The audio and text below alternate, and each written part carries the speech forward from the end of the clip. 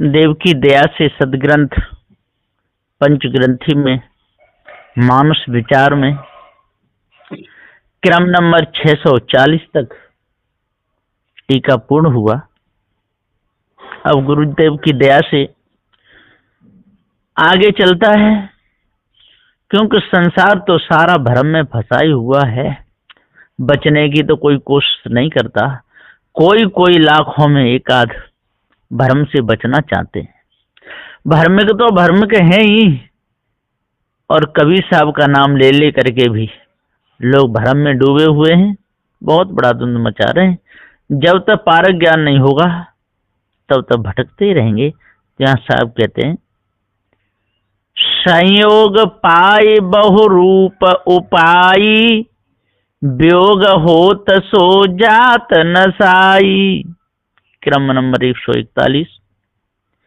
तत्प्रकृति या माया ब्रह्म का मिलाप रूप संयोग या करके घटमठाद बहुत रूप में अनंत कार उत्पन्न हो जाते हैं, और वियोग होकर अलग अलग होने से उन सब दृश्य कार्य का विनाश हो जाता है। समझाने में लोग बहुत समझाते हैं, पर स्वयं ही समझ नहीं पाते तो दूसरे को क्या समझाएंगे। अपने आप का ज्ञान हो जाए तो बात बन जाती है, और नहीं हो पाए तो भुलाने वाले बैठे हैं और भूलने वाले भी तैयार बैठे हैं, विचार ही नहीं करते।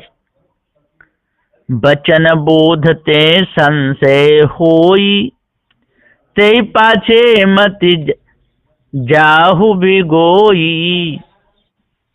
अनेक प्रकार की वाणियों को कहने सुनने से विभिन्न प्रकार की समझ तथा बोध अबोध के कारण से मन में नाना संदेह उत्पन्न हो जाते। सो भ्रम है, उससे पीछे मत पड़ो और पुष्पित वाणी से बुद्धि भ्रष्ट बनाकर तुम बिगाड़ के रास्ते में मत जाओ। उसके पीछे लग के मत बिगड़ जाती है। शब्द का कारज कहिए सुनिए, बंधन मोक्ष भरम मोह लहिए। शब्द रूप वाणी का कार्य तो इतना ही है कि कुछ कहना और कान से सुनना होता है, क्योंकि सबों से चुपचाप बैठा नहीं जाता है। तो कुछ वेदांत के वाक्य कह सुनकर समय गुजारा जाता है, नहीं तो ब्रह्म अवाच्य निर्विकल्प निरंजन है। उसमें बंधन और मुक्ति कुछ नहीं है। इसी से तो बंधन में पड़ना भी भ्रांति है तथा मोक्ष पाना भी भ्रांति है। भ्रम करके ही ये दोनों होते हैं। मायावी गुरबा लोगों की चाल बड़ी बेढंगी है, और जो भी इस चाल में फंस जाता है वो फिर बचता नहीं, पारक ज्ञान नहीं हो पाता है। जिज्ञासु शिष्य का प्रश्न चौपाई। मिथ्यावादी वेद कही जय, वचन प्रमाण कोने विधि की जय। इन वैद्य बने हुए गुरुवाओं का मिथ्यावादी कहना चाहिए, क्योंकि ये मिथ्यावादी नहीं होते तो झूठे में क्यों फंसाते। इन्होंने जितनी वाणी कही सो सब झूठी निकली। कहो भाई, अब इनके वचन वेदादि का प्रमाण भी किस प्रकार से या किस विधि से करना। सत्य न्याय से तो इनकी बात कुछ सत्य ठहरती ही नहीं, अतः वह मानने योग्य नहीं है, ऐसा मालूम पड़ता है। ऐसा जिज्ञासु शिष्य ने खुलासा करके कह दिया। पांच तत्व जड़ आप ही आपा, किम संयोग लहे प्रतापा। ये पांचों तत्व स्वयं ही जड़ हैं, इनमें चेतनपना ज्ञान गुण कुछ भी नहीं है। फिर ये अपने आप जीव सृष्टि को कैसे करेंगे। जड़ तत्वों में इच्छा शक्ति का प्रताप तो नहीं है, फिर कैसे संयोग करके चार खाने की उत्पत्ति करेंगे। सिर्फ जड़ में नारी पुरुष का संयोग कहाँ है, सो बताइए। अनवन रूप किम जड़ की रचना, पुन वियोग किम कारण खचना। मनुष्य पशु पक्षी आदि चार खानियों में नाना तरह के आकार प्रकार स्त्री पुरुष आदि के रूप दिखाई देते हैं। सो जीव ने बिना सिर्फ जड़ तत्वों से ही कैसे रचना हो सकती है। फिर नाश ये देह छूट जाने पर शरीर और जीव का वियोग होकर जड़ तत्व रूप जीव, जीव तो जड़ है नहीं, लेकिन ये लोग तत्वत जीव कारण रूप तत्व में जाकर कैसे मिलेगा, ले तो कैसे होगा, यानी चेतनता नाश कैसे होगी। वैसा तो इन लोग ने बहुत धुंध मचाया है, धोखे में डालते रहते हैं। आज समझ में बात आ जाए तो जीव बच सकता है। निज स्वभाव कैसे सुख मानो, सुख की चाह कहिए पहचानो। निज स्वरूप जीव जो दृष्टा है उसको स्वाभाविक सुख स्वरूप सच्चिदानंद ब्रह्म है करके कैसे मानना। सुख दुख तो भिन्न भिन्न संबंध में होते हैं, उसको निज स्वाभाविक सुख कैसे मानते हो। और जो यदि हमारा स्वरूप ही सुख में होता तो फिर हमें सुख की चाहना क्यों होती, और फिर आप ब्रह्म को सुख स्वरूप बतलाते हो तो सुख की चाहना क्यों हुई। उसके स्वरूप को कह सुनकर कैसे पहचाना जाए, अथवा आप कैसे पहचानते हो। वैद्य प्रपंची झूठा खोटा, भोरे सकल कुशल के ओटा। हे वैद्य जी, तुम बड़े ही प्रपंची ठग और झूठे मिथ्यावादी हो। तुम्हारा मत भी खोटा या असत्य है। तुम बड़े धूर्त और ऐसा मालूम पड़ता है कि हम सबको तुम कुशल या कल्याण रूप मुक्ति प्राप्ति के आशा भरोसा की आड़ पर्दा में भुला के धोखे में डालकर विनाश कर रहे थे। सो अभी तुम्हारी पोल मालूम पड़ गई। अब कह कुशल कहा गुरुवाई, वैदक झूठा वैद्य अन्यायी। जब तुमने सबको मिथ्या बताकर ब्रह्म जगत को एक ठहरा दिया, अब कहो भला कुशल रूप कल्याण कहाँ से होगा। तुम्हारे गुरु उपदेश की विशेषता भी कुछ नहीं रही, गुरुवाई भी धूर में मिल गई। और हे वैद्य, तुम गुरुवा लोग अन्यायी अविचारी हो, और तुम्हारे वेद शास्त्र ग्रंथ सब ही झूठे या मिथ्या कल्पना का पसारा मात्र है, ऐसा निर्णय से ठहरता है ग्रंथकर्ता निर्णय वर्णन चौपाई। सुनत बचन वेद खिसियाने, अनल क्रोध बहु तेज जलाने। जिज्ञासु की ऐसी वाणी सुनकर साफ साफ निर्णय वाणी सुनकर के वैद्य रूप गुरबा पंडित लोग खिसियाकर बहुत नाराज हो गए, तिल मिला उठे और क्रोध रूपी अग्नि में अत्यंत ही झुलस गए। क्रोध के मारे शरीर लाल होकर कांपने लगा। तब गुरबा लोग बड़बड़ाने लगे, वैद्य गए ढिंग भोदू राऊ, कहा राऊ तुम करहु न्याऊ। तदंतर वे योगी ज्ञानी भक्त गुरबा लोग भौदू राजा बने हुए ब्रह्म ज्ञानी के नजदीक या पास में फरियाद करने को चले गए और वहां जाके बोले, महाराज आपकी प्रजा सब अन्यायी हो गई है, हमारे वचन को कोई नहीं मानते। बहुविध औषध रोगिन दीन्हा, पोथी कहते ही चूकन कीन्हा। हमने रोगियों को बहुत प्रकार से औषधि पिलाई और पोथी में जैसा लिखा है तैसा ही हमने बताया, कोई कसर नहीं छोड़ी। वेद वेदांत भगवान गीता कथा पुराण कहकर भी सुनाया, लेकिन उन लोगों ने हमारी बात एक भी नहीं मानी। सब के सब झूठे ठहराते हैं, कहते हैं कि आपकी बात बिल्कुल झूठी है। तबहु कहे रोग नहीं जाई, ऐसी प्रजा भई अन्यायी। और तब भी शिष्य लोग कहते हैं कि अज्ञान नहीं गया, मुक्ति नहीं हुई, बंधन नहीं छूटा, ऐसी ऐसी उल्टी बात करने लगे। ईश्वर वेद और गुरुवा द्रोह करने लगे। चेले लोग ऐसे महा अन्यायी अपराधी हो गए। ताहि पकड़ के फांसी दीजै, पोथी कहे सोई प्रभु की जय। हे प्रभु, आप तो सर्वशक्तिमान हो, शासन सत्ता आपके हाथ में है।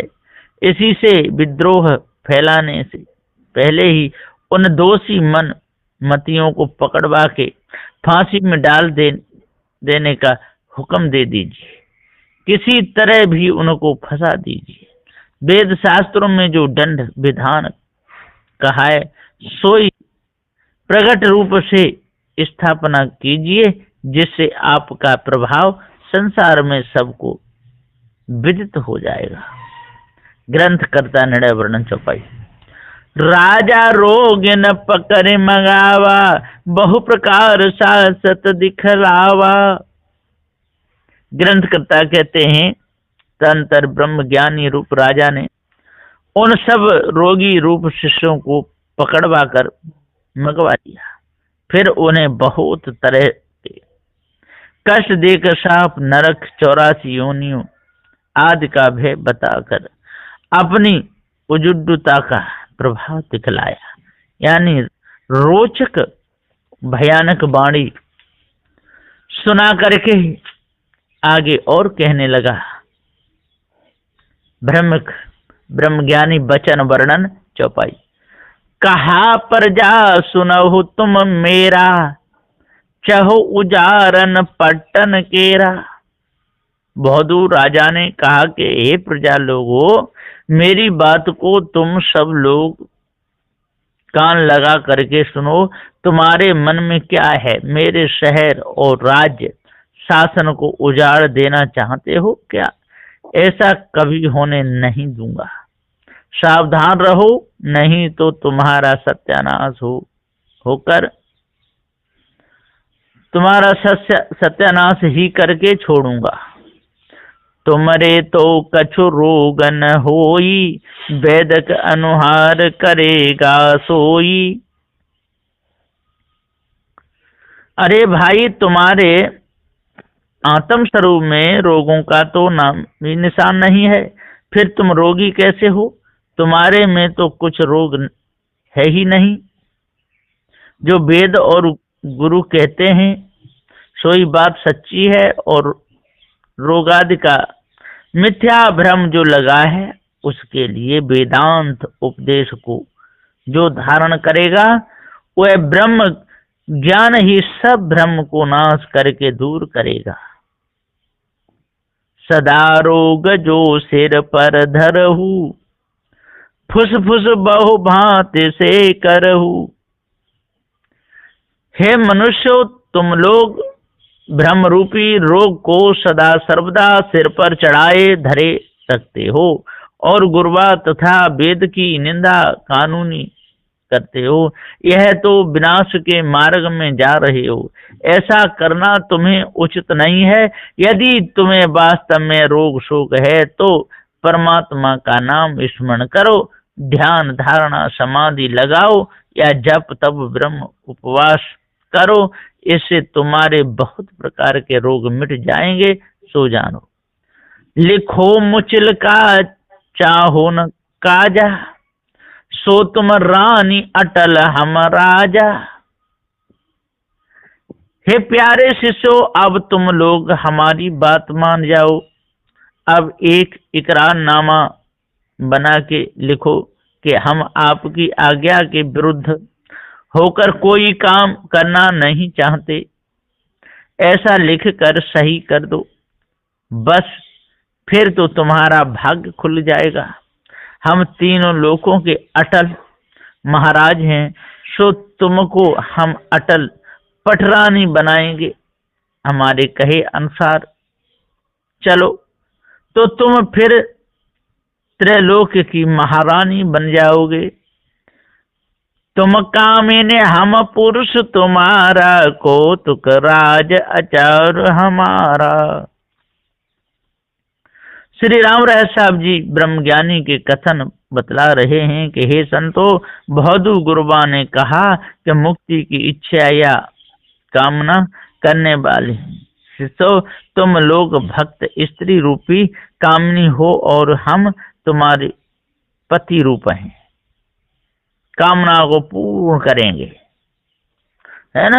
आप सभी प्रकार कोई भी चिंता मत करो। जस हम तस तुम भेदन कोई, राज बिलास नर नारी सोई। और वास्तव में जैसे हम ब्रह्म हैं, वैसे तुम लोग भी हमारे अंश रूप ब्रह्म रूप ही हो। हम दोनों में कोई भेद ही नहीं है, अभेद है। परंतु राज के सुख जगत विलास करने के लिए उस ब्रह्म से ही नर नारी या प्रकृति रूप के आकार में एक से दो भाग हुए हैं, वह तुम और हम हैं, ऐसा जानो। काम रूप मम जग उपजाया, सदा स्वाभाविक मोरी माया। और कामना रूप से इच्छा करके मैंने ही सारा जगत को उत्पन्न किया है। एको हम बहुश्यामी प्रजाया, मेरी इच्छा रूप आदि माया सदाकार स्वाभाविक ही मुझ में बनी रहती है, वह कभी मुझसे न्यारी नहीं होती। अब यह जाने रहो हरे भोगू, चारे मुक्ति लहु संजोगू। और ये भक्तों, जीव ब्रह्म तथा जगत में कोई द्वैत भेद नहीं है, सब अभेद अद्वैत है। अब ऐसा जान करके निश्चिंत निसंदेह हो जाओ, सुख पूर्वक संसार में रहो। अभी जड़ाध्यास को बिल्कुल त्याग दो, दूर करोगे। अब यह जान लो हर भोंगू, चार मुक्त लहु संयोगू। और चार मुक्त को जानो। नाचो नाना रूप बनाई, विरह विकल चित मम मते ताई।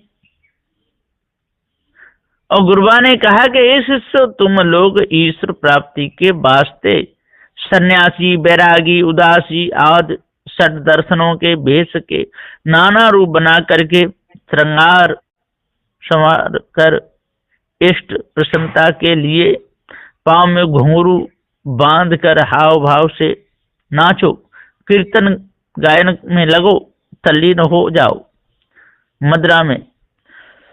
जैसे मदिरा पीकर के मस्त हो जाते हैं, तैसे ही मंदिर में मूर्ति के सम्मुख जाके नाचो गाओ, अथवा पृथ्वी के समस्त तीर्थाटन करने के नाच को खूब नाचो।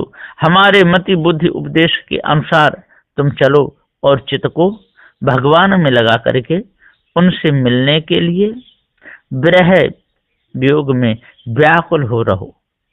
सब शुद्ध बुद्ध भूल जाओ, अन्य भाव दृढ़ करो, सदा चित्त को विरह में विकल रखो, तब आप बचोगे, नहीं तो मिथ्या में चले जाओगे। त्रिविध सृष्टि विलास हमारा, हमरे सुख में सुख तुम्हारा। और कर्म उपासना योगाद से होने वाला आनंद तो हमारा ही विलास है, दूसरा नहीं है। त्रिगुण में त्रिविध सृष्टि, यह जगत भी हमारे ही खेल विलास से पैदा हुआ है, तथा हमारे सुख में ही तुम्हारे सुख का निवास है, अतः हमें हर तरह से सुखी करो, तो उससे तुमको भी सुख ही मिलेगा। बिल्कुल आप ठीक हो जाओगे। जिन यह माने सोई मम रानी, निष्कामी सेवा सो ठानी। जिन यह मान सोई हम रानी, वो हमारी रानी है और बिल्कुल वो शुद्ध हो जाएगा, किसी प्रकार का कोई विकार नहीं रहेगा। कहो प्रचार ढिढोरा देई, नहीं माने सो दुष्ट मम होई। और प्रचार करके कह दो कि हम गुरु की बात मानेंगे, और जो नहीं मानेगा वो हमारा दुष्ट है, बिल्कुल महापापी कलंकित है। ग्रंथ करता नडय वर्णन चौपाई। वचन सुनत बहु चित ठहराना, राज अनुशासन में बिलखाना। ब्रह्म ज्ञानी के वचन या उपदेश को सुन करके रोचक या भयानक शब्दों को सत्य मान के बहुतेक अबोध नर जीवों के चित्त में वह बात ठहर गई, यानी निश्चय से प्रतीति हो गई, बहुत से फंस गए। कोई कोई उजरु किया महाराजा, तुम सुख रूप कष्ट कह साजा। और कोई कोई जिज्ञासु उठे बोले कि इतना आप कह रहे हो, सब कुछ हो रहा है और हम कर रहे हैं, तो हमको कष्ट क्यों हो रहा है, ये बताओ। बहुतेक शिष्य तो डर दबाव से उनके हो गए, और कोई कोई उठ करके बोले कि इस बात को हम मानने वाले नहीं है, कि तो हमारे रोग को दूर करो या सत्य बात को बताओ। जो दुख रहे फुस फुस के लागी, वेद के कौन अर्थ अनुरागी। जो दुख रहे फुस फुस के लागे। आप जो नाम स्मरण योग ध्यानादि साधनाएं हमें बतलाए, और उसमें आज तक लगे रहने पर भी हमारा कोई दुख नहीं मिटा। प्रथम का दुख जो ज्यों का त्यों है, और अभी तो नवीन नवीन दुख और भी बढ़ते जा रहे, नित्य प्रत हो रहे हैं।